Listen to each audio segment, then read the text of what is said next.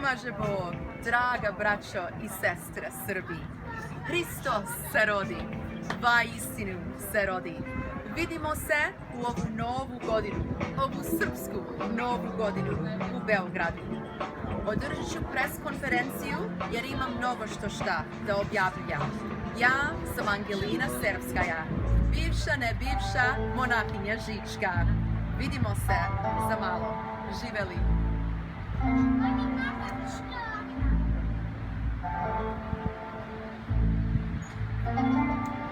Sa Burj Khalifa ovdje u Dubaju želim vam svima sve najbolje odozgo.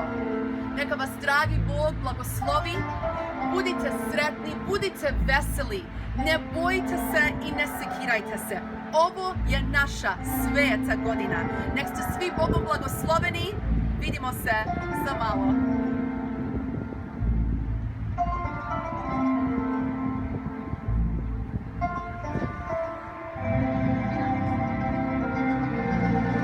Treba da dodamo ružičko kolo ovde, da razgovaram sa šejkom u vezi toga. Sledeći.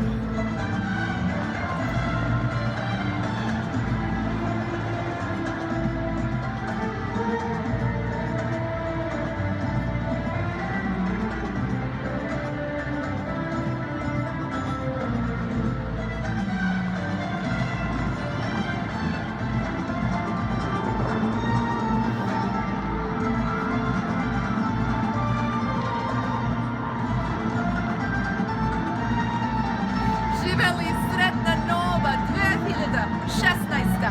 sveta srpska godina. Ljubim vas sve. Živeli.